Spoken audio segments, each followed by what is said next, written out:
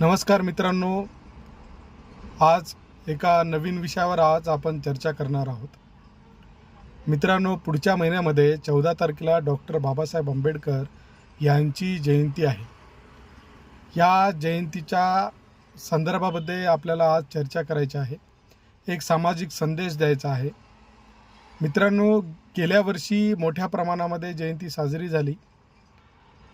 ही जयंती साजरी करत असताना एक प्रसंग म्हणा डॉक्टर बाबासाहेब आंबेडकरांच्या जयंती संदर्भातला आहे। गेल्या वर्षी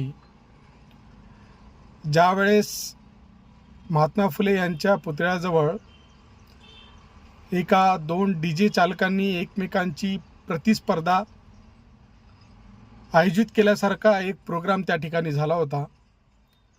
त्यावेळेस भयंकर अशा मोठ्या पद्धतीचा आवाज, कर्कश आवाज आणि लोकांना त्याचा नाहक त्रास झाला।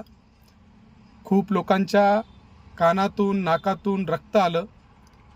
काही जणांची तब्येत खराब झाली। काही जण हॉस्पिटलमध्ये त्यांना जावं लागलं। गरजेपेक्षा जास्त मोठ्या प्रमाणामध्ये जो आवाज झाला त्याचे दुष्परिणाम मोठ्या प्रमाणात लोकांना झाले। गेल्या वर्षी अक्षरशः आनंद साजरा करत असताना आपल्याकडूनही काही चुका होत असतात। त्या झाल्या गेल्या वेळेस, ते यावर्षी होणार नाही त्याची काळजी घ्या। नांदेड शहर म्हणा किंवा मराठवाड्यामध्ये म्हणा, सध्या महापुरुषांच्या जयंती उत्सव असतील ह्या डीजे मुक्त करण्याच्या मागे प्रयत्न करतायत।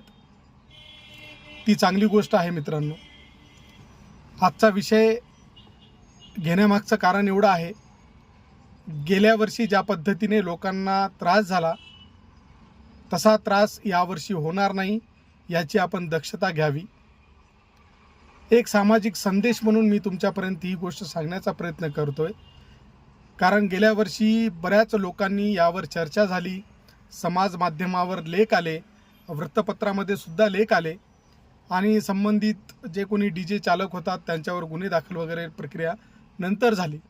मित्रांनो, डॉक्टर बाबासाहेब आंबेडकरांची जयंती साजरी करत असताना ती विचारासोबत करणं फार गरजेची गोष्ट आहे। डॉक्टर बाबासाहेब आंबेडकरांची जयंती ही जवळपास जगभरात सर्वत्रच होते। ग्रामीण भागापासून ते शहरी भागापर्यंत मोठ्या प्रमाणात डॉक्टर बाबासाहेब आंबेडकरांची जयंती साजरी केली जाते। या जयंती साजरी करत असताना गल्ली कॉलनीमध्ये असतील, प्रभागामध्ये असेल, डॉक्टर बाबासाहेब आंबेडकर यांची जयंती साजरी करण्यासाठी जयंती मंडळाची निर्मिती केली जाते। जयंती मंडळामध्ये अध्यक्ष, उपाध्यक्ष, सचिव या अशा पद्धतीचे सगळे सदस्यांचे नावं वगैरे असतात आणि ते जयंती आयोजित करत असतात। त्यांना ती सगळी जबाबदारी दिली जाते। मित्रांनो, डॉक्टर बाबासाहेब आंबेडकर यांची जयंती मोठ्या प्रमाणावर आपल्या इकडे निघते। मोठ्या प्रमाणात पैसा जमा होतो।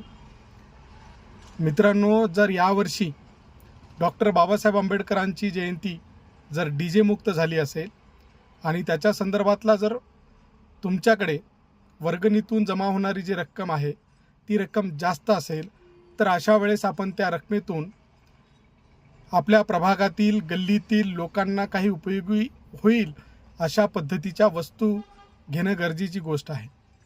उदाहरणासाठी सांगतो, एखाद्या वेळेस तुमच्याकडे पैसे जास्त जमा झालेले असतील तर गल्लीसाठी किंवा तुमच्या प्रभागांसाठी वर्षभर चालणाऱ्या कार्यक्रमाला लागणाऱ्या वस्तू आपण खरेदी कराव्यात आणि वर्षभरात ज्या लोकांच्या घरी कार्यक्रम आहे तो कार्यक्रम करण्यासाठी त्या वस्तू भाड्याने द्याव्यात, जेणेकरून सगळ्यांचे त्याच्यातून कामं होतील, बाहेर लागणारा अतिरिक्त खर्च लागणार नाही आणि या सगळ्यातून 1-2 जणाला रोजगार मिळेल। जसं की टेंट हाऊस असेल, साऊंड सिस्टीम असतील, एखादा कार्यक्रम आयोजित करण्यासाठीच्या लागणाऱ्या साहित्य, खुर्च्या असतील, अशी काही वस्तू तुम्ही त्या जयंती मंडळाच्या पैशातून घेऊ शकता आणि वर्षभर प्रत्येकांच्या कोणाच्या ना कोणाच्या घरी कार्यक्रम होतात, त्या ठिकाणी ते साहित्य देऊन त्याच्या प्रमाणातलं मूल्य आपण घेऊन ती प्रथा आपण चालू करता येऊ शकते। त्याचबरोबर मित्रांनो, आपल्याकडे बऱ्याच ठिकाणी बरेच गल्ल्यांमध्ये विहार अद्यापही झालेले नाहीत. ते विहार होण्यासाठी त्या पैशाचा उपयोग घ्यावा. आज बऱ्याच ग्रामीण भागामध्ये मी एक गोष्ट बघतोय की जयंतीचे पैसे जमा झाल्याच्या नंतर ती रक्कम गावातल्या कोणाला तरी उपयोगी आणावी आणि त्यातून ती व्याजाच्या संदर्भात वापरली जाते, जेणेकरून एखाद्याला व्यवसाय करायचा असेल तर ती रक्कम त्याला देऊन त्याला व्यवसाय उभारण्यासाठी आपण मदत केली पाहिजे. आणि त्या पैशातूनच आपल्याला दरवर्षी नवीन मुलांना उद्योग उभारणीसाठी आपल्याला मदत करता येईल. इतके पैसे आपण जमा करू शकतो, जमा होतात.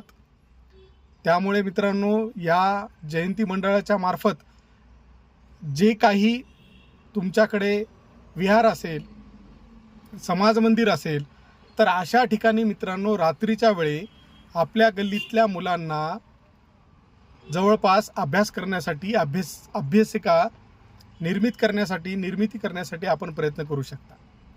त्याचबरोबर आपल्या प्रभागामध्ये जर एखाद्या वेळेस पाण्याची टंचाई मोठ्या प्रमाणात होत असते, तर अशा वेळेस आपल्या इकडली प्रतिनिधी असतील त्यांच्याकडून ते बोरवेलची व्यवस्था करून घ्या आणि आपल्या जयंती मंडळाच्या पैशातून जी काही रक्कम होते त्यातून बोर वगैरे ह्या संदर्भातली जे साहित्य आहे ते साहित्य तुम्ही त्या ठिकाणी लावू शकता. अशा विविध प्रकारच्या आपल्याला योजना करता येऊ शकतात. मित्रांनो, ज्या ठिकाणी जागा असेल त्या ठिकाणी ग्रंथालयाची निर्मिती करा. ग्रामीण भागामध्ये एखादी अडचण असेल तर त्या पैशातून सोडवण्याचा प्रयत्न करत चला. तुमच्याकडे जयंती मंडळाच्या पैशातून काय काय करता येतं अशा संदर्भातल्या काही योजना असतील तर कृपया कमेंटमध्ये टाका, लोकांना सांगा. हा छोटासा सामाजिक संदेश देण्याचा प्रयत्न होता. जयंती मंडळाच्या पैशातून चांगलं कामं कोणकोणती करता येतात तुम्हीही मला सांगा. मी आपल्यापर्यंत पुन्हा एकदा समाज माध्यमांचा उपयोग घेऊन तुमच्यापर्यंत येईल.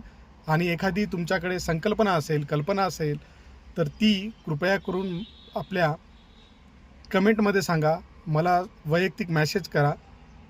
आपण जेणेकरून भविष्यामध्ये लोकांना काहीतरी नवीन योजना देऊ शकू. धन्यवाद. जय भीम, जय महाराष्ट्र, जय भारत.